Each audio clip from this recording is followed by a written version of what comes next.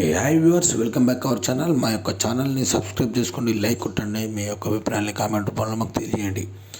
అయితే రెడ్లపై మరియు రేవంత్ రెడ్డిపై తీవ్ర వ్యాఖ్యలు చేసిన కాంగ్రెస్ ఎమ్మెల్సీ తీన్మార్ మల్లన్నకు చర్యలు తప్పవన్నట్టు తెలుస్తుంది.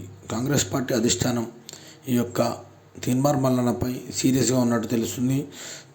తీన్మార్ మల్లన్న వరంగల్ వేదికగా జరిగిన బీసీ మహాగర్జనలో వేదిక మీదనే తీవ్ర వివాదాస్పదమైన వ్యాఖ్యలు చేసిన తీన్మార్ మల్లన్న రెడ్ల గురించి మరియు రేవంత్ రెడ్డి గురించి పిచ్చిగా వాగాడు. అయితే బీసీల అందరి ఉచ్చతాగాలి రెడ్లు అని ఒక తీవ్రమైన మాట అనడంతో దీనిపై రెడ్డి సంఘాలు మరియు వెలువ సంఘాలు, వివిధ సంఘాలు, కాంగ్రెస్ పార్టీలో ఉన్న సీనియర్లు అందరూ తీన్మార్ మల్లన్నపై అధిష్టానాన్ని ఫిర్యాదు చేశారు. దీనిపై రేవంత్ రెడ్డి కూడా చాలా సీరియస్గా తీసుకొని ఈ యొక్క తీన్మార్ మల్లన్నపై చర్యలు తప్పవన్నట్టు తెలుస్తుంది. తీన్మార్ మల్లన్నను పార్టీ నుండి సస్పెండ్ చేసే విధంగా కాంగ్రెస్ పెద్దలు అధిష్టానాన్ని ఫిర్యాదు చేశారు. అయితే ఇలాంటి తీన్మార్ మల్లన్న బీసీ వాదంతో ముందుకెళ్తూ తను కాంగ్రెస్ పార్టీపై మరియు వివిధ పార్టీలపై తీవ్రమైన స్థాయిలో విరుచుకుపడుతున్నాడు. అసలు తీన్మార్ మల్లన్న వెనుక ఎవరున్నారనేది ఇప్పటికీ తెలియట్లేదు.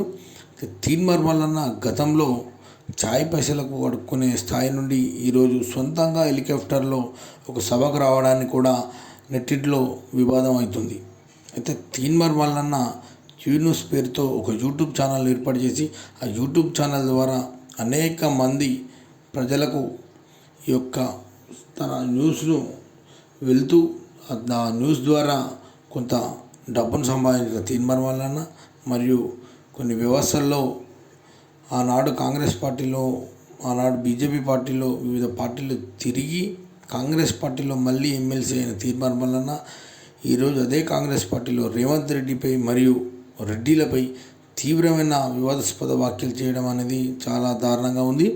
ఆనాడు కేసుల కోసమే తీన్మార్ మల్లన్న బీజేపీలోకి చేరి బీజేపీలో అయిపోయాక కాంగ్రెస్లోకి వచ్చి కాంగ్రెస్ను ఇలా ఉక్కిరిబిక్కిరి చేస్తుండడంతో దీని వెనుక బీజేపీకి ఇట్లా గేమ్ ప్లాన్ ఆడిస్తుందా అన్నట్టు తెలుస్తుంది. అయితే తీన్మార్ మల్లన్న రేవంత్ రెడ్డికి అత్యంత సన్నిహితుడు.